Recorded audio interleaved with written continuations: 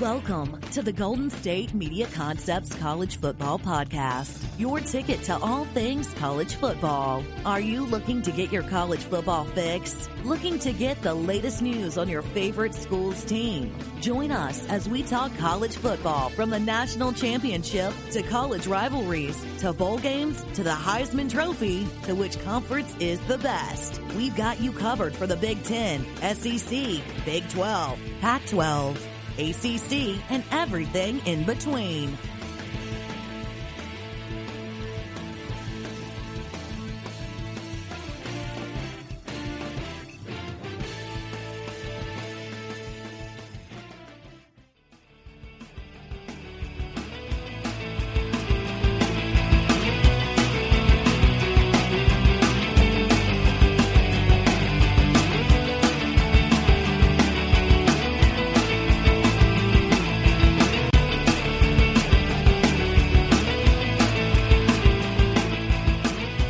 Hello, thanks for tuning in to the GSMC College Football Podcast, brought to you by the GSMC Podcast Network. I'm your host, Jessica Kofi.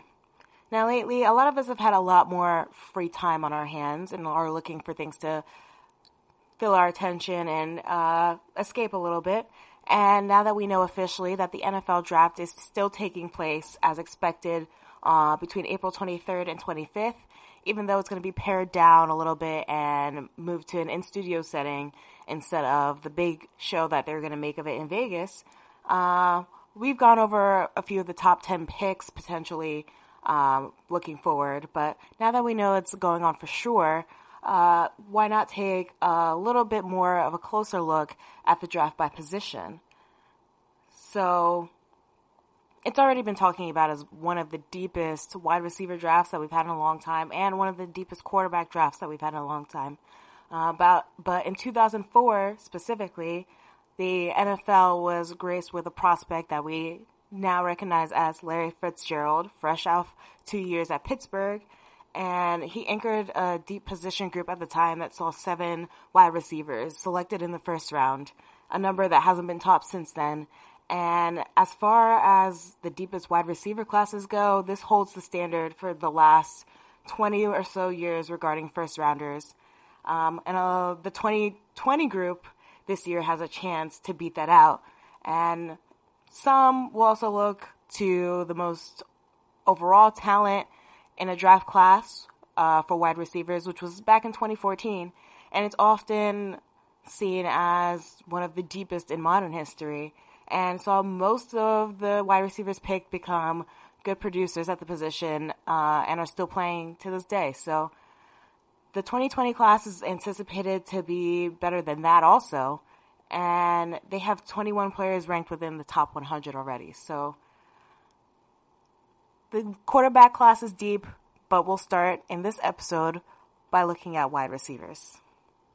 So the first on this list is one that's gotten a little bit of attention, but we haven't gone over so far yet, and that's Henry Ruggs III out of Alabama. So you might have heard his name before because of his speed. His speed has been seen as legendary, not just generational, not just elite, which you can say about a lot of players and especially wide receivers in today's game, but legendary, which is very rare to say of a prospect that hasn't even been drafted yet. So what sets him apart, unlike other fast wide receivers before him, like a John Ross or a Corey Coleman, is that he isn't just a speed guy. And this is where it gets interesting from him. He can run routes that are so diverse while still showing control over his body, which is a really refined ability for somebody of his age, only playing till his junior year in college. And his footwork has the nuance when setting up defenders, and he doesn't just use his speed to separate once he has the ball, he uses it to get open in the first place. And that's why he's a legitimate top 15 prospect, and possibly could go within even the top 10 depending on how the draft ends up turning out and which teams end up moving. It could be a little interesting if somebody were to jump up in the draft in order to snag him. So his yards per target in this class are second best, only trailing CeeDee Lamb, which puts him in really elite quality. And on tape, he's clearly the fastest player on the field, and that allows him to really win behind the line of scrimmage before plays even really get down the field. And it might need a little fine-tuning when he gets to the NFL. That's the only real area of concern when it comes to him. Just because their corners in the league are more physical, and his lack of experience obviously is going to hinder him a little bit at first as a rookie especially, and he's going to need to work on bulking up his size a little bit because his lack of size too might hinder him and cause some mismatches depending on what team he's on and what team he's facing. So he can be a difference maker right away in the NFL if he lands with the right team. And even though he didn't really have a long career in college either, he only really has 98 career receptions, his speed and his start-stop ability alone is enough for teams to want to take a flyer on him. And as expected, if you look back at his combine performance, he ran the fastest 40-yard dash and dazzled. He had no problem with that, ran a 4.27. And he was just so explosive, and he paired his jumps to go with it. His jumps were just as impressive. And given his rarity in his ability to accelerate and not just separate before getting the ball, but also running after the catch, he's a real threat for most routes, especially slant routes, and taking balls to the house, honestly, and just being able to embarrass defenses and find the right holes to make the big plays and score. So he's really such a flashy player, but it's not just all flash because there is substance behind it. And he proved it through his three seasons at Alabama, averaging just under 18 yards. And he scored on a quarter of his 100 career touches. So not only is he impressive, not only is he fast, but he is also quite efficient as well. And that is just another factor that just sets him apart and a reason why he's being looked at so high. And he really just, as much as he didn't need to prove himself, he really did add to his draft stock by performing well at the draft. And it's really just his most deadly weapons that he showed off, like his speed especially. But he did sometimes have struggles at Bama, because of his size. He just weighs in at 188 pounds about. So luckily for him, he's improved his route running and he adjusts well to the football. So that ability is really going to make it a lot easier for him to transition once he does get drafted into the NFL. And the best way to kind of equate what he could look like in the NFL as a pro to somebody that we've seen already is by taking a look at Tyreek Hill of the Kansas City Chiefs. But what's impressive about Ruggs and what makes him so much more special, or have the potential to be more special, is that Ruggs already has a more developed route tree at his stage in his career right now than Hill does when he was coming into the league back in 2016. So he's used to the vertical routes like Hill was early on, but he's more talented in that he excels on breaking routes too.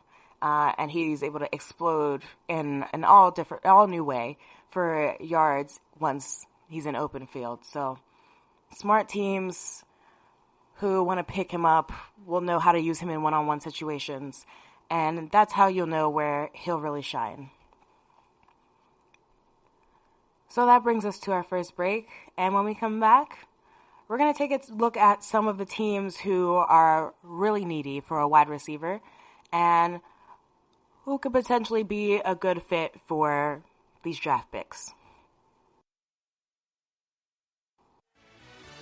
Are you looking for the very best NFL and college football podcast? Then check out the GSMC Football Podcast. Get the latest football news both on and off the field. From the NFL Draft to trades to the rumor mill to the NFL Combines, they got you covered. That's GSMCpodcast.com/football-podcast. Get updates on college rivalries, game day insights, and much, much more. It's football talk the way you want it. This show eats, sleeps, and breathes football. Don't forget to like them on Facebook and follow them on Twitter. Visit GSMCpodcast.com for more info.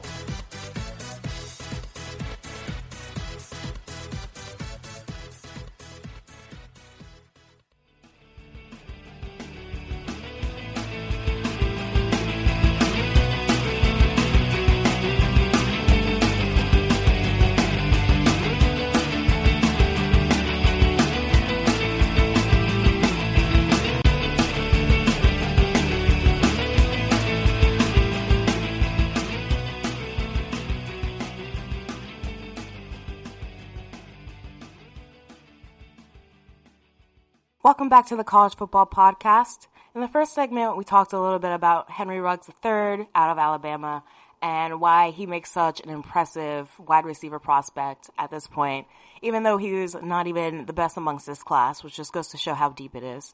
And luckily, this class is really deep because some teams are really desperately in need of a wide receiver and just beefing up their receiver core in general. So in the second segment, we're going to take a little bit of a look at some of these teams and really why they are in such a desperate need of wide receivers and how they got that way. So the first team that is going to be looking out for a receiver in this draft is the New York Jets. And the New York Jets are not really a surprise because they are usually, especially in the last several years, near the front of the draft and looking to fill quite a few skill positions. And this year really is no different. They have needs at quite a few positions, but mostly they're going to be looking to fill the slot of wide receiver because they really need to focus on getting their young quarterback in Sam Darnold a legitimate number one pass catcher and some complementary pieces around him on top of that. Right now, they have Robbie Anderson as their first choice wide receiver, and he's still kind of up in the air and twisting in the free agency win. So it's not really sure whether or not they're even going to have him by the time the season starts. And they have little at receiver outside of him, really only being able to turn to Jamison Crowder or Quincy Enunwa, neither of which are the kind of top choices you want to give your still developing quarterback. And on top of that, they still have a lot of offensive line issues to focus on and deal with. And the fact that they had a hard time protecting that quarterback and just gives him such little time in the pocket to even be able to get off a pass. So you can't have receivers catching the ball if the quarterback doesn't have time to throw it. So wide receiver and offensive line are definitely going to be needs for the New York Jets in this draft, and luckily they have more than one pick to work with in good positions. But wide receiver is definitely going to be what they're looking at first because of the talent in this draft, number one, and because they're in a really good position to grab someone early, someone who can really build chemistry with Darnold over the next few years and really hopefully turn their offense around. The next team that's really in need of a wide receiver is, no surprise, the Raiders, who are now in Las Vegas after moving from Oakland not too long ago this past offseason. So last season, their receiving core was really still reeling from the whole Antonio Brown saga, where he was a part of the team, wasn't part of the team, gone before the season really even got started. So that affected them obviously a lot longer than they anticipated. They were still trying to recover and bounce back from that late in the season. And they really were trying to salvage their season very hard, but obviously they didn't really get anywhere. And it was a little bit of a disappointment, especially in the Raiders' eyes. So they managed to get by with a few complementary pieces like Tyrell Williams, who had a fast start with touchdowns in his first 5 games, but it was really just undone by his nagging feet injuries. And Hunter Renfrow, who was a rookie, really was able to take over most of the load at receiver last season. Really just does his best work from the slot. He's not a true number one wide receiver, so that would help them immensely to continue transforming their team and continue upgrading their team. And luckily they have the number 12 and number 19 overall picks in this draft, so they're going to be keeping close tabs on whichever wide receivers fall to those spots or are still available when those spots come up on the board, and really look to them to address both sides of the ball. Really, they really do need the help, just like the Jets. The Raiders are often in this position, so it's not that much of a surprise. But they could be looking to take somebody like Henry Ruggs III to pair with their quarterback, who they've been paying for years now and are waiting to really hit his peak in Derek Carr. So they're hoping they can get somebody who can build that chemistry quickly, and out of the receivers that they have to choose from that could still be available at the time, really Ruggs is a really good option because he is more developed than you would usually find for a first-round draft pick coming into his rookie year. And they need somebody who can help balance a lot of that responsibility, because really they spend a lot of attention on their running back, and last season they had a reliable running back in Josh Jacobs, but they need to be able to spread out the offense a little bit more. And John Gruden really badly needs speed in his slow, stale wide receiver core. So look for the Raiders to try to upgrade there. And last up for this segment are the Indianapolis Colts. And the Colts are a little bit interesting because they just picked up veteran QB Phillip Rivers, who was just with the Los Angeles Chargers in free agency. And now they really need to add a wide receiver to go with him. And they don't really have many options left from the last couple of seasons, especially wide receivers who played with Andrew Luck before he retired. Particularly T.Y. Hilton, who dealt with a lot of injuries over the last year and a half. Even though he is a top ranked in the league core wide receiver, he really hasn't been able to stay on the field reliably, and that's really put a huge dent in the Colts' chances to make the playoffs even, and to be taken seriously as a contender. So now that they have Phillip Rivers, it's their chance to be able to show that they still can compete, at least for the next year while they have him under contract. And on top of T.Y. Hilton, Paris Campbell didn't really have the same impact as some of his fellow rookie wide receivers. He only caught 18 passes for about 127 yards, while he was dealing with an array of injuries himself. And the struggles just extend to tight end, especially Eric Ebron, who looks like he might be on his way out of town anyway after putting up one good year 2 seasons ago with the Colts, and then really splitting a lot of time with Jack Doyle and not really having the same impact. So the Colts really need to turn their attention, now that they've addressed the most important in quarterback. They really need to turn their attention to the receiving core this offseason, and being able to draft a wide receiver like Henry Ruggs III, or like the wide receiver we'll be talking about after the break, really might help them get back on track in the AFC South. So that brings us to our next break, and when we get back, we're going to jump back into taking a deep dive on next wide receiver. Tired of searching the vast jungle of podcasts? Now listen close and hear this out. There's a podcast network that covers just about everything that you've been searching. Hey! The Golden State Media Concepts Podcast Network is here. Nothing less than a podcast bliss with endless hours of podcast coverage. From news, sports, music, fashion, cooking, entertainment, fantasy, football, and so much more. So stop lurking around and go straight out to the Golden State Media Concepts Podcast Network. Guaranteed to fill that podcast itch. whatever it may be. Visit us at www.gsmcpodcast.com. Follow us on Facebook and Twitter, and download us on iTunes, SoundCloud, and Google Play.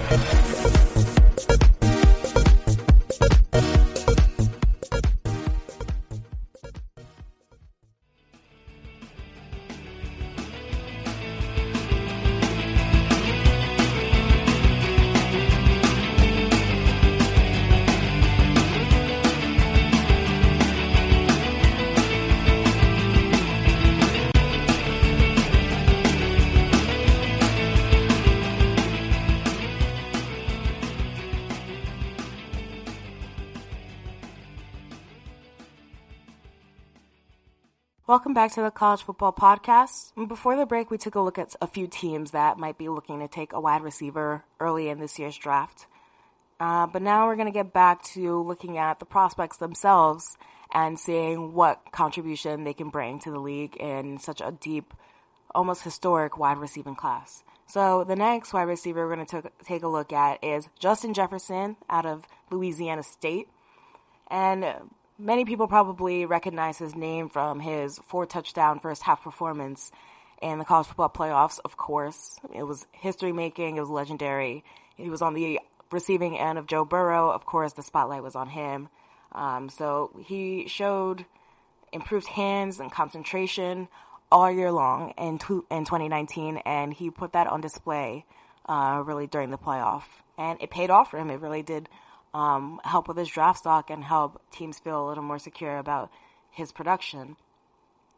So he showed that he was able to dominate out of the slot and that he is a really precise route runner and has excellent timing and agility and is able to really move in a way that most wide receivers are not. Most players, athletes in general, are not. And one play that in mind that sticks out is one ankle-breaking move that he had against Clemson, where he was able to outmaneuver 2 defenders and stay in bounds, not just stay in bounds, but able to add yards to the play. So he's more of a possession receiver, but he is really consistent and is able to produce at 6'3" and 192 pounds. He is not really oversized and he's not really speedy, but he is comparable to a wide receiver in the NFL like Devontae Adams. So something like that really explains itself. It really goes to show just how useful he can be. So he can potentially be taken in the second round is what his projection looks like, especially because this class is so deep. And any other year he probably would go a lot earlier, first round for sure. But just because he might slide back a little bit doesn't mean that he doesn't still offer a lot of upside. And the upside is really high, but he also has the ability to be a plug-and-play player. And that's something that a lot of teams are looking for, especially nowadays where they need a lot of quick fixes and to be able to turn their offenses around in just a few short years, or be able to build a connection with another young quarterback that was just drafted in the last couple of seasons. So his background is really going to be an asset to teams that are looking to add him, especially since he's been running in an offense that's basically been like the Saints attack since LSU now has offensive assistant Joe Brady from the Saints. So that's definitely an asset to his career resume, to be able to say that he has that kind of experience that can easily be translated to the NFL. And the fact that the Saints are a team that are also looking to add to their receivers really just makes New Orleans a good possibility for where he could land. But we'll have to see how far New Orleans is willing to go to get him, or whether or not he's still on the board by the time they have a pick. He has a lot of good options for himself, being a primary slot receiver in college and being able to become the go-to target for one of the most prolific offenses that college history has ever seen. So his yards per target average was the best amongst this wide receiver class. He only trails Jerry Jeudy in plus 15-yard receptions over the last 2 years. Both of those things are great measuring sticks when it comes to comparing this class, because those are really the kind of players that made these players stand out, and the reason why this class is so highly regarded is the fact that they were able to make plays that really stood out, and their competition really was neck and neck. So the stats really do stand up and still say that when you take a look at them.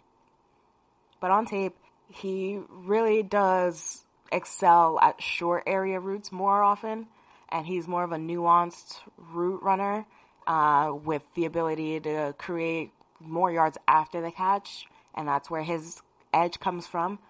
But what really puts it over the top is how competitive he's really able to play, and how you can see that in his attitude when he's on the field, which is one thing that teams really look for in a player, and it's one intangible that you're not going to hear a lot about when it comes to seeing how much they measure up as far as the combine or the pro day or stats from college. You're going to hear a lot from teams, though, who focus on their ability to play competitively and play with attitude. And teams look at that as more of an indicator of a player that they can work with and who can be molded to their system and really excel in a specific place or excel from place to place, versus always looking at statistics to determine who's the best fit.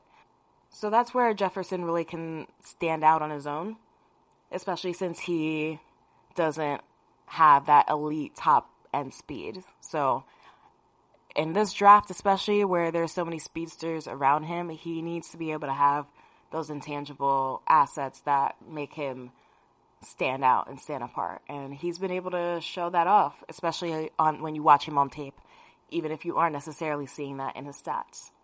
So that's where he'll do most of the damage in the NFL. But he can still win downfield thanks to his hands. He has great hands, and he can adjust in the air very well. And those are skills that translate very well from college to the NFL. And it's possible that he ends up being the best slot receiver from this very stacked draft class, which would be saying a lot considering, the competition that's around him. That being said, he was one of the biggest winners at the combine. He came out looking great after running a 4.4340, which was faster than was expected for him. And he definitely solidified himself as one of the top prospects come April. He was able to show off his ball skills. He was able to show out his route running ability, which really was able to distract from his past demonstrations of not having as much speed. So looking back, he definitely finished top 3 in the country in receptions, yards, and touchdowns. So he's proven to be more than sufficient athlete, even though he has more modest athletic traits and doesn't always come off as the flashiest receiver. So luckily for him, he's versatile enough to win in the slot, and he's also versatile enough to win when he's lined up outside. So that kind of makes up for his undersized and measuring only at 6'1" at the combine, which might be seen as a concern for some teams who definitely look a lot more into those minuscule measurements than fans from the outside would be. But it doesn't really seem like it's a problem that's going to affect his overall career and his overall usefulness in the NFL. So comes off as more smooth than explosive. It's like a breath of fresh air in an era where most wide receivers are just so fast that they're uncatchable.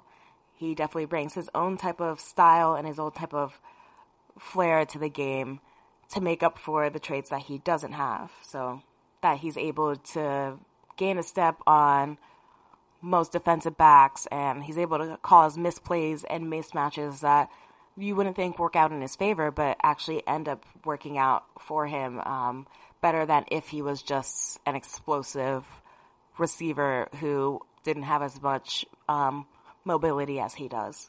So what he may lack by NFL standards or by football standards, he makes up for it with his strength and his attitude and his competitiveness. And his physicality gives him the ability to play beyond the size that he measures out to be. So he's able to find an area within the sport where he's able to show off his toughness, and that's what shines brightest about him. Now we're going to take another break, but when we come back, we're going to take another look at a few more teams who might be looking to snatch some wide receivers in this April's draft. Are you looking for help for your fantasy football team? Check out the GSMC Fantasy Football Podcast. Get today's best advice on who to start, who to sit, even who you should draft. From sleeper picks to red hot lineups, they got it all covered for you. That's gsmcpodcast.com/fantasy-football-podcast. We'll cover traditional leagues, dynasty, PPR, even IDP leagues. When you need fantasy help, there's just one show to hit up. Don't forget to like them on Facebook and follow them on Twitter. Visit gsmcpodcast.com for more info.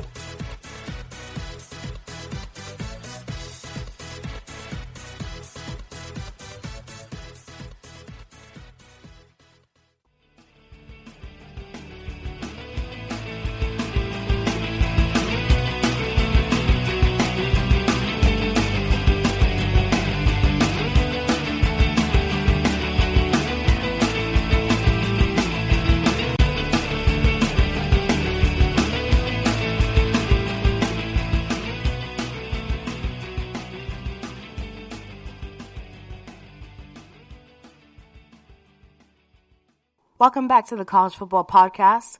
And before the break, we talked about two prospects that are highly rated wide receivers in this year's draft, Henry Ruggs III out of Alabama and Justin Jefferson out of LSU. And we took a look at three teams that might be looking to take those two wide receivers in with their picks in this year's draft. Now we're going to take a look at another few teams who might even draft up, possibly, to get the wide receiver that they're really craving. So the first of these teams is the Denver Broncos. Even though they have Courtland Sutton as their number one wide receiver, and that was able to work for them for a while last season, they drafted Noah Fant at tight end also last year to kind of balance it out, and they were able to have very stable seasons, and they looked pretty good. But they need another wide receiver in the mix to help their rookie quarterback, or second year now quarterback, Drew Lock out. And he's going into his first full season as a starter, as their name starter. And he's going to need some time to build up some chemistry with his receivers, which is also important nowadays, especially. And really, they just need to get more talent on the offensive side of the ball, because Denver has been a little lopsided in the past couple seasons as far as their talent goes, especially since Emmanuel Sanders left to the 49ers a couple off seasons ago. It really left a void in their receiving core. So it's not really good enough for them that Courtland Sutton was the only player to step up last season in that receiving core, even though they did have Tim Patrick, who led the rest of the Broncos wide receivers. But he only averaged about a yard per route run. So it's almost a full yard less than Courtland Sutton. And Deshaun Hamilton really only caught 28 balls. So the Broncos are looking to fully elevate not just their team, but more specifically their quarterback next season, because he really needs it. And if they're going to make that happen, they need a full arsenal of weapons at their disposal that they can use. And that starts with drafting a wide receiver, especially in this deep wide receiving class. There is no way that they can miss on a potential star, because they really need to give Sutton some help, and they really need to give Drew Lock a fair chance to be able to play to his full ability in Denver. Otherwise, there's no telling what kind of season we would see from the Broncos again, who have kind of been in the middle as far as results go in the last couple of years.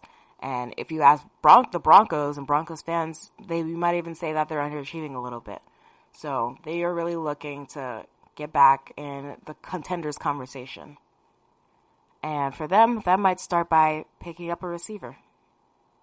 Now, the next team that's really looking to score a wide receiver is Philadelphia. And they also are a team that has glaring needs, especially after the injury factory that they went through last season. And we just saw depth at that position just completely sink as they dropped one by one. They lost Deshaun Jackson. They lost Nelson Aguilar. And they ended up losing Carson Wentz, once again, their quarterback, late in the season. So they're looking to reconfigure their whole offense, but especially their wide receiver group, because they didn't have a single player at that position who produced a single 500-yard performance in all of 2019. So a lack of wide receivers led to the flourishing of their running back committee, especially rookie at the time, Miles Sanders.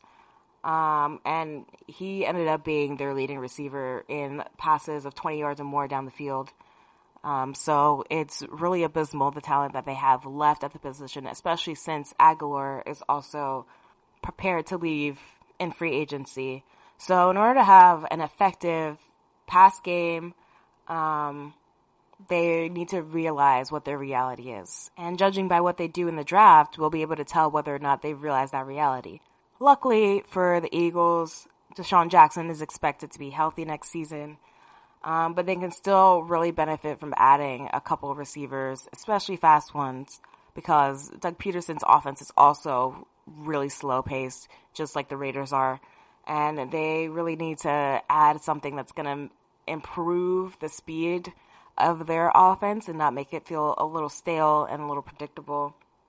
And there are plenty of players like that in the draft for this season, like a guy like T. Higgins, who could be a really good match for their quarterback Carson Wentz. So really reassuring their offense, and honestly their secondary on defense is going to be high on the Eagles' priorities list. It's just a matter of who's left on the board when their pick comes up. And now the last team that we're going to take a look at is the Green Bay Packers, who, even though were pretty successful last season, finished as the number 2 seed in the NFC, made it a deep run into the playoffs for the first time in a couple of years. They're still coming into this draft desperately seeking a pass catcher for Aaron Rodgers, believe it or not. And GM Brian Gutekunst couldn't really hide the fact that that was true, that they need more weapons on offense for Aaron Rodgers to throw to. Even more than one, he admitted. And he also added that he tried to make a move for one last year at the trade deadline, but couldn't find a deal that made sense for the Packers. So even if they can't find a receiver with their first round pick, which they haven't taken since their 2002 drafts, and it would be unlikely in a draft class like this one, they really could easily find another immediate starting caliber player in the second or maybe even the third round, because that's how rich this class is in receivers, luckily for the Packers this time around. It's really the position that they're starving for talent at the most, even though they have what is probably considered one of the best, if not the best, wide receivers in the game in Davante Adams. But outside of Adams, they don't really have a lot of reliable weapons to throw to, which is where their problem comes from. And in the last few years, they've tried to really incorporate a lot of those younger receivers into their game, and it really just hasn't worked out for them, such as Geronimo Allison and Marquez Valdes-Scantling. They both had pretty average seasons last year, and were really only putting up production because there was no one else around to really catch the ball that had more experience. They had Alan Lazard, who flashed some potential in just his second season out of Iowa State, but they really could use an upgrade as a number 2 wide receiver spot. And the same could really be said for tight end, where they just resigned Mercedes Lewis, but that isn't the most attractive option because he's later in his career and isn't really getting any playing time and hasn't over the last few years. And they will probably need to be also looking for another tight end after Jimmy Graham was shipped out to the Bears. So they do have Jay Sternberger on the roster, but his rookie season last year was derailed by an injury. And given the rotation that they've had in the last few years on their offense and on their team in general, they're really going to be looking for a more stable option and a more reliable option. And this is just the draft to do it in. So the Packers are really going to be searching for their perfect fit at wide receiver. And they might be a team that you might see trading up to get one before the first few really elite talents start flying off the board. And once that happened, it wouldn't be a surprise to see some last-minute deals made if they have a talent that they're trying to go for and they really can't miss on in this case, which in this draft can be any number of players, including the one that we're going to talk about after the break. So when we come back, we're going to dive into the last of this episode's elite wide receiver prospects. Check out the show that's built on the MMA. From the UFC to extreme cage fighting, they got the fights covered. Check out the GSMC MMA podcast. Get the latest news on past or upcoming fights. Join us as we talk to and about some of the biggest names in the MMA, past, present, and future. When it's the fight game, there's just one show to check out. GSMCpodcast.com/MMA-podcast. Don't forget to like them on Facebook and follow them on Twitter. Visit GSMCpodcast.com for more info.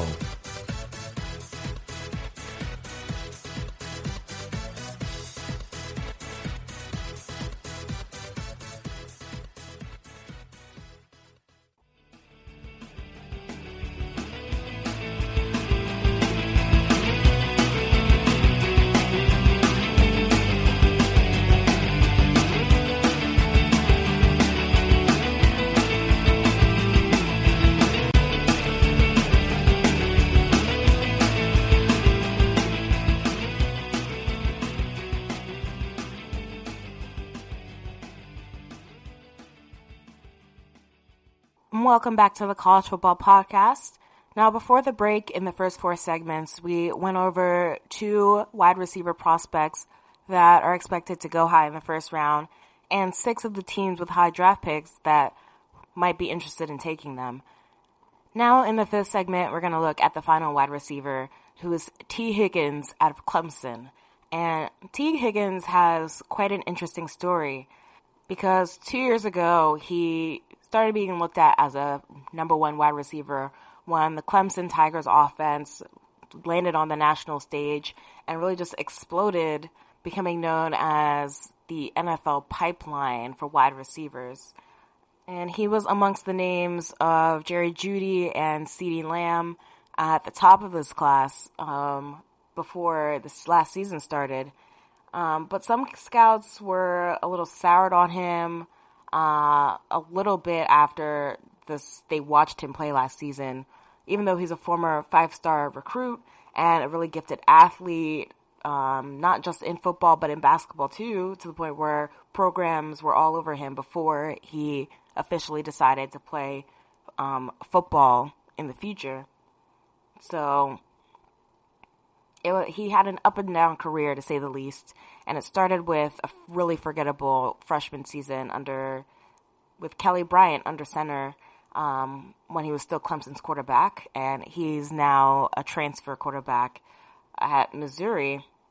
But once he was able to get a more reliable passer throwing to him, he really broke out as a sophomore. And in 2019, his production exceeded greatly his 2018 stats. And he firmly passed Justin Ross, who's also on the Clemson wide receiver roster, as Trevor Lawrence's number 1 target. And that made him a pretty big deal because he was suddenly in the spotlight in, at the time, the best offense in college football and was on the national championship stage. So between their national championship run and now, it's been more of a continuing roller coaster ride for Higgins because he's been caught by some prospects and he's been eclipsed by others, and now he's not rated as highly as he was last offseason, but he's still a really viable round 1 target, especially one that can transition easily into the NFL because he has a pro-style receiver size in his 6'4", 215 build. So even if he's taking a little bit of a slide backwards, he is still in a really good position to make a difference in the NFL. And scouts really aren't as high on him as they were, but teams haven't given up on him yet, and he's still getting a lot of good looks so far. And that has a lot to do with the fact that he's an excellent route runner. And he has a really natural ability to catch. So add that to the fact that he's also fast enough to jump off the line of scrimmage and run past the physical DBs who are trying to press him and cut off his route. It just goes to show how valuable he still is. And the fact that he isn't as highly rated isn't necessarily just because he's taken a backslide in production. It's just because the competition around him is so comparably excellent that he doesn't stand out as much as he would have in almost any other wide receiver draft class, which is obviously a disadvantage for him in his draft stock, but it really could just play into him landing in a more perfect spot, a perfect landing spot with a better fit than just falling into the team that has the most need at the moment for him. So again, at his size 215, he's a really sturdy running back, and he's big enough to beat players that have similar size, which adds to his advantages. He knows how to use his big frame, which is what sets him apart from a lot of other just big wide receivers. It's not just the fact that he has a size advantage and uses the natural athleticism to just overpower defenders. He actually is skilled when he's in the air, attacking the ball, framing defenders on the ground, and being able to get off them, especially without creating penalties, and still be able to bring the pass down. So on top of his experience lining up in numerous receiver spots, and with Clemson being on such a huge stage, it was really easy to show that off. He also was able to develop his route running quite a bit. And he doesn't really have a direct comparison to other NFL wide receivers, which, depending on the way you look at it, could be seen as a bad thing or it could be seen as a really good thing, because he has the ability to kind of create a category all of his own. But there is some of an AJ Green comparison to his build, and there is a little bit of a Tyler Boyd type of break to his route running. But you can clearly tell that he can be a touchdown machine if he's in the right NFL environment, because he's so difficult to deal with down the field. In the red zone, he's almost impossible to shut down. And he's one of the best jump ball guys in the nation. So when it comes to being able to go up for Hail Marys, he's the guy you want to be throwing to. He has a huge catch radius. He's surprisingly physical. And based off of the teams that we already discussed who are looking for a fit as position, he seems like the kind of guy who could really flourish in a Green Bay Packers offense, catching from a quarterback like Aaron Rodgers. But that is still all remains to be seen, because like I mentioned before, he doesn't always have the best reputation with teams or with scouts so far, and that's not even necessarily just because of what they've seen from his film or on the field, but he also didn't really test well when it came to the pro day. And just to rewind a little bit from there, he chose firstly to not test at the combine, which isn't really an unpopular choice. A lot of players are choosing not to work out for the combine because of the measurements and how it's conducted, and the view by some that it's not a fair unit of measurement.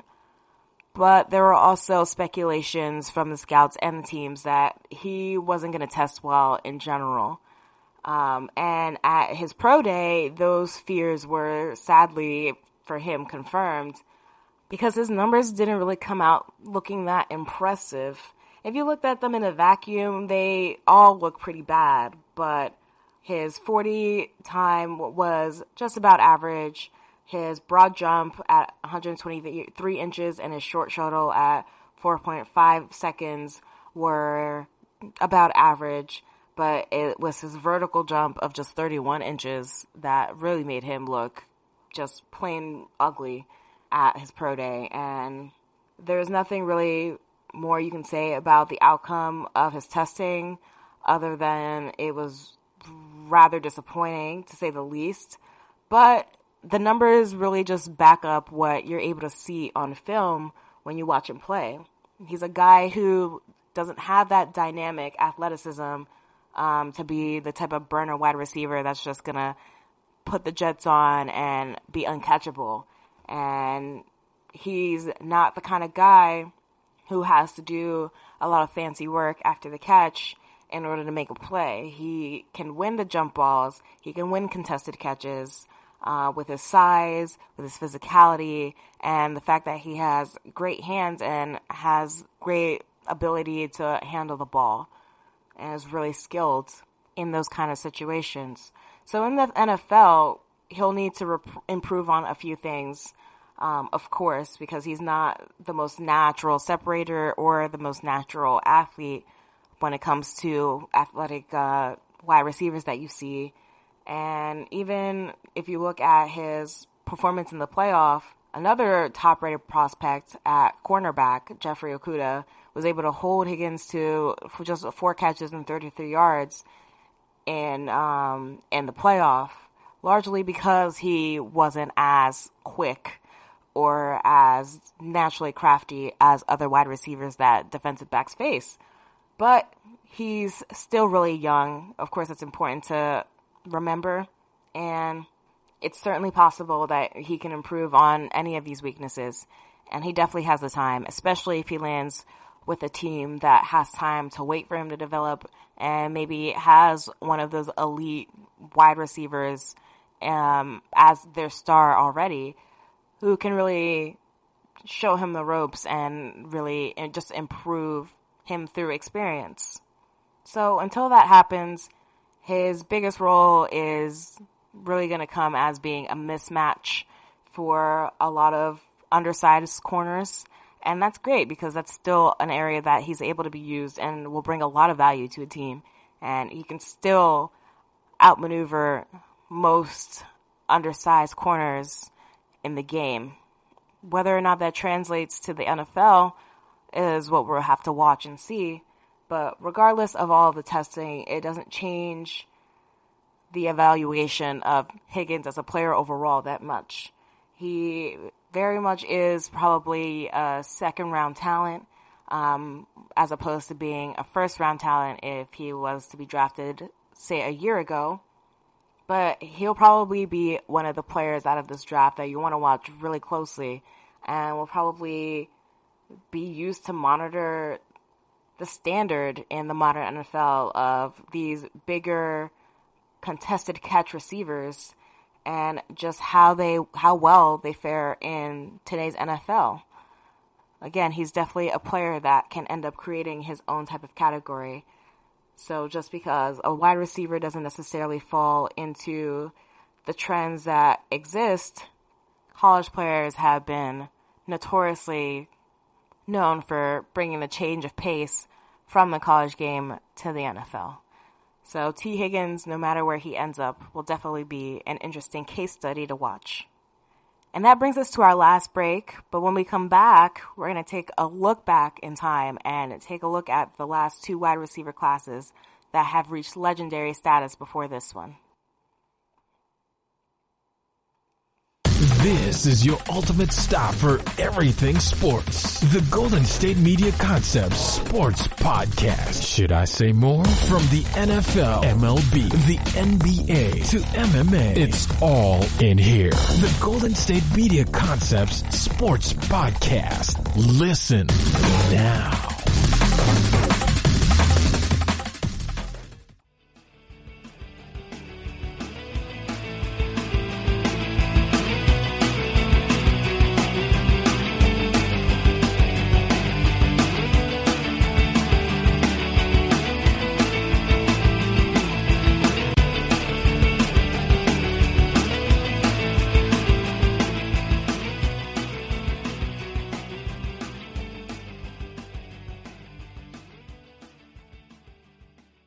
Welcome back to the College Football Podcast. In the last segment, we talked about the last of 3 wide receiver prospects that are rated as elite in this year's NFL draft class.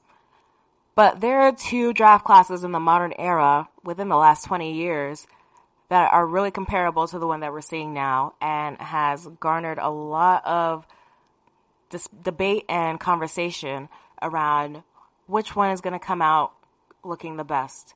So we're going to take a look at those previous 2 draft classes, and those are the 2004 and the 2014 draft classes. And we're starting with 2004, and the most obvious and still famous to this day player that came out of that draft was taken 3rd overall by the Arizona Cardinals, and he has such a recognizable name to this day, and it's Larry Fitzgerald. And he's never left the Arizona Cardinals. He's been loyal to the franchise for the last 16 years. And even though it's looking like he's coming to the end of his career, sadly, without a Super Bowl ring so far, his incredible catches, hands, ability to produce, even with backup quarterbacks, which he's had for a lot of his career, has made him one of the top 5 greatest receivers of all time. And if they were to pass up on Larry Fitz in hindsight, they would have looked crazy. So luckily for the Arizona Cardinals, they grabbed the steal of the draft when they did. And he's still a legendary player to this day. Not much has to be said about Larry Fitzgerald. But the rest of the drafted wide receivers in this class didn't fare out so luckily. There were 7 total wide receivers drafted in the first round, like was mentioned earlier, and that's the most to this day of wide receivers. And that doesn't necessarily mean that all 7 of them went on to become the same level of legendary as we've seen Larry Fitz been able to do.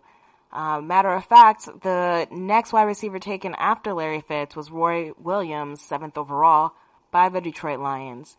And he had a decent career, but not one that you would say is fit for a first-round pick, because he only really ever recorded 1,000 receiving yards once in his career, and he went for more than 800 yards in a season just 3 times.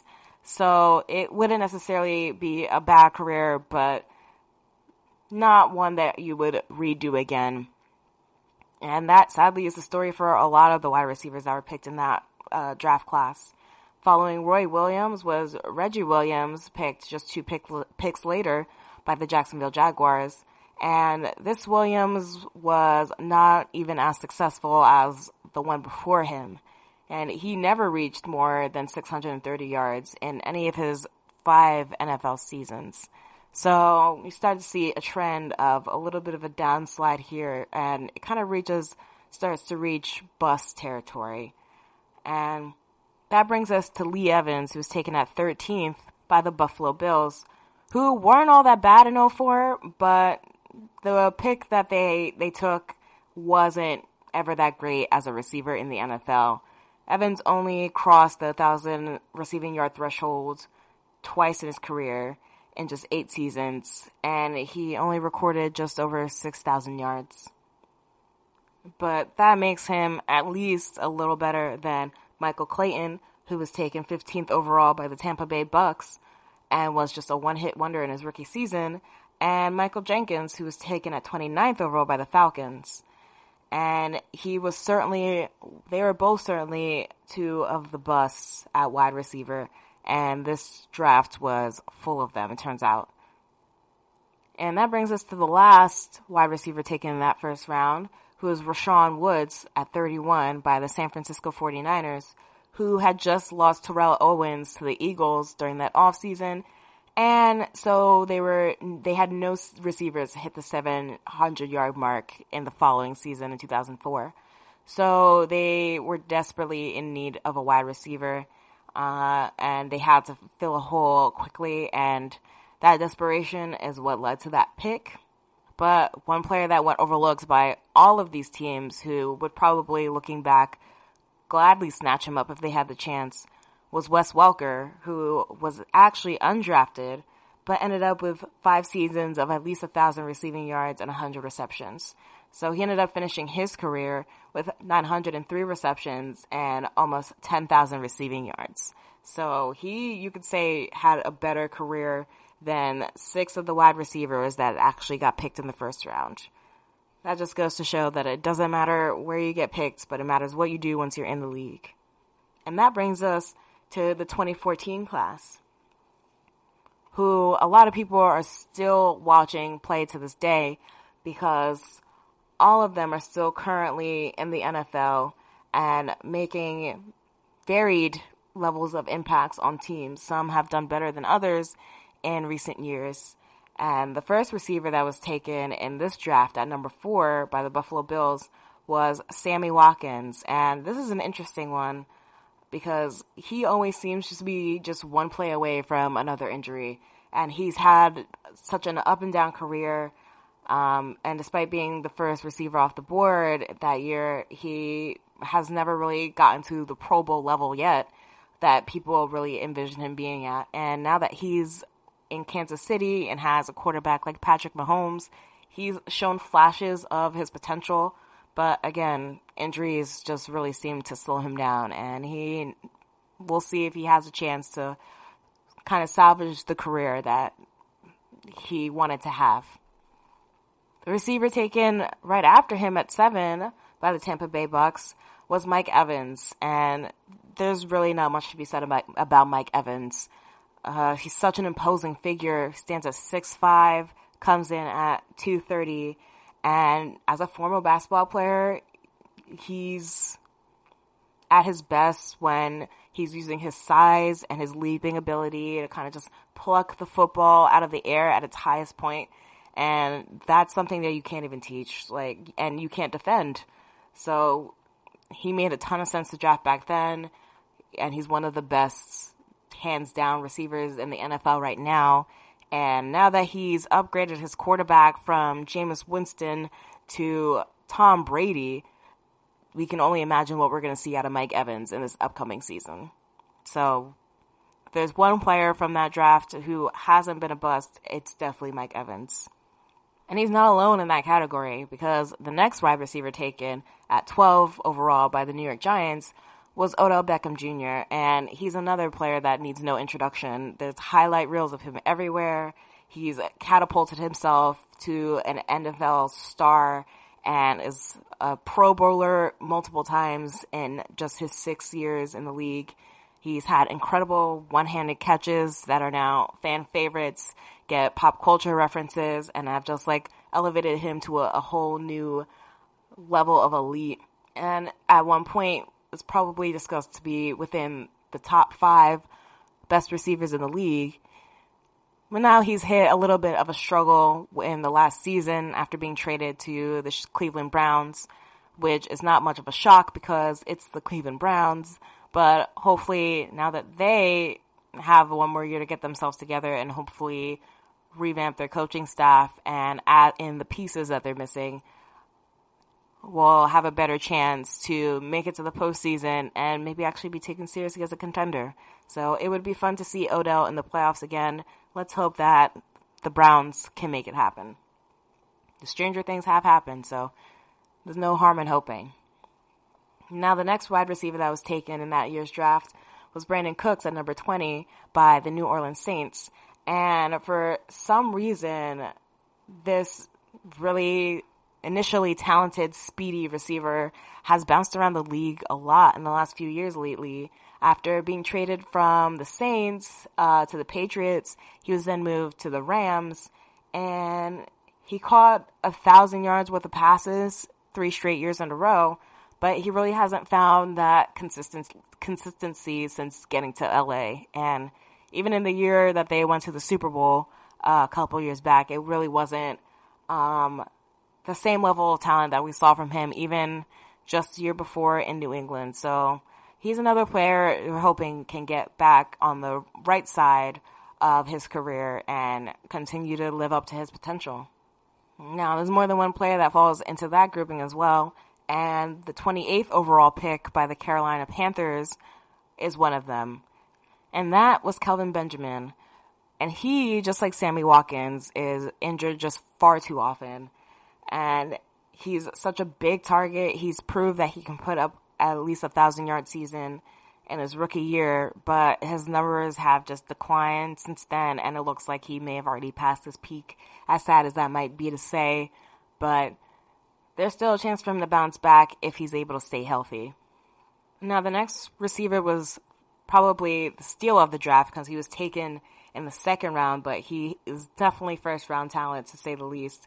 And at 53 overall, the Green Bay Packers somehow managed to claim Davante Adams, who then quietly waited behind Randall Cobb and Jordy Nelson for 2 years of his career before he was able to really break out and emerge in 2016 as the legitimate pass-catching threat that we know him to be now.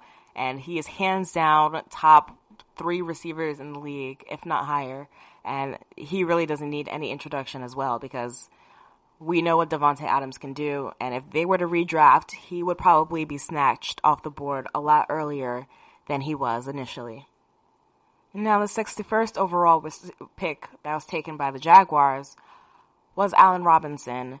And he's had kind of an opposite projection of his career than the first few wide receivers, because he was able to start with terrific numbers in 2015 and make it to a Pro Bowl, but then his production dropped off the next year, mostly due to having a poor quarterback in Jacksonville. He missed almost all of 2017 with an injury, but then he was able to right his career again and rebounded in 2018 after moving to the Chicago Bears and becoming the primary weapon there as they were rebuilding their offense. So even though the Bears themselves haven't had that success that they've been expecting in the last couple seasons, it really hasn't been because of Allen Robinson. And he's kind of become that stable wide receiving option that he was expected to be when he was picked up, even though he isn't still in Jacksonville anymore. And another player that's really had an up and down career has been Jarvis Landry, who was taken at 63 overall by the Miami Dolphins. And coming into the league, he was one of the best mid-range game receivers in the league. And that's why he was able to manage averaging 100 receptions a year through the first 4 years of his career. And he set all kinds of records in Miami. And he turned out to be a steal for the Dolphins as well. But it didn't end up working out there. And maybe luckily for him, because he was moved to Cleveland and is now surrounded by a lot more weapons than he would have had in Miami. So hopefully they're able to get it together, as we know Cleveland still needs to do, and put up a better and more consistent result than they had last season. Because if they don't, they're really wasting a lot of talent that they have right now on their roster, especially at wide receiver. And that brings us to third round and later picks, starting with John Brown, who was picked on number 91 overall by the Arizona Cardinals. And everybody seems to talk really highly about Brown because he's such a speedster. He had a 1,000-yard season back in 2015. But since that point, he's been wildly inconsistent. And he didn't even have 300 receiving yards just 2 years later in 2017. So we really haven't seen a lot of improvement from him since he joined the Ravens, even though he is still that deep field threat. But we've seen that talent can easily be replaced, especially by younger receivers that are coming out of college now. So it'll be interesting to see where John Brown's career continues to go from here. And speaking of where careers are going to go, that brings us to Martavis Bryant, who was taken at 118 by the Pittsburgh Steelers. And his case is interesting to say the least, but it's also really unique because after proving his pass-catching skills in 2015, he missed all of 2016 because of a suspension for substance abuse, and then spent all of 2017 complaining about his role on the Steelers and not actually focusing on the field. And obviously the Steelers are not a team that likes off-field distractions, as we've seen them prove. So he ended up being traded to the Raiders, where things don't really get better for your career, unfortunately. And it really didn't for him as well. So after putting up flashes of what could have been a top receiving talent in the NFL, he's kind of just faded further and further back from a big role. And that brings us to the last wide receiver pick of the 2014 draft that still has a major impact in the NFL today. And that is Quincy Enunwa, who was taken by the New York Jets at 209 overall. And he's still with the Jets now, having made an impact back in 2016 when he had over 850 receiving yards and proved how effective that he can be. So They thought for a while that they had a late round gem and that they were lucky to find him. But since then, he's missed all of 2017 with an injury, and he fell behind Robbie Anderson as their choice for number one receiving target. So his future in New York now is kind of up in the air, and it's a little bit undecided. So depending on the moves that New York makes in this draft, they might be undoing a few of the moves that they made in 2014's draft. So we're just going to have to wait and see, like everything else that comes with the draft, for our questions to be answered. But there is one more wide receiver that deserves a mention that didn't actually get picked in the draft, and that's Willie Snead, who was great in 2015 and 2016. He averaged over 900 yards and 70 receptions, but then he got into trouble in 2017 and only had 8 catches for 92 yards and not even a single touchdown. So, even though he was worthy of a pick, probably in hindsight, he has bounced around the league a while too. After moving to the Saints for 3 years, from the Panthers, and now landing with the Ravens for a while, it'll be interesting to see if he can develop some consistency and bounce back his career like we've seen a couple of other wide receivers able to do. But it's only been 6 years since these players came into the league. And just like this year's draft picks, hopefully there's a lot of career in front of them left. Thanks for listening to the GSMC College Football Podcast, brought to you by the GSMC Podcast Network. I'd like to ask that you please remember to subscribe to the show and write a nice review. That really helps us. Also, please follow us on Facebook, Twitter, and Instagram. Thanks, and have a good night. You've been listening to the Golden State Media Concepts College Football Podcast, part of the GSMC Podcast Network. You can find this show and others like it at www.gsmcpodcast.com. Download our podcasts on iTunes, Stitcher, SoundCloud, Google Play, or anywhere you find podcasts. Just type in GSMC to find all of our shows from the GSMC Podcast Network. From football to basketball, baseball to MMA, and even soccer. You can also follow us on Twitter and Facebook. Thank you, and we hope you have enjoyed today's episode of the Golden State Media Concepts College Football Podcast.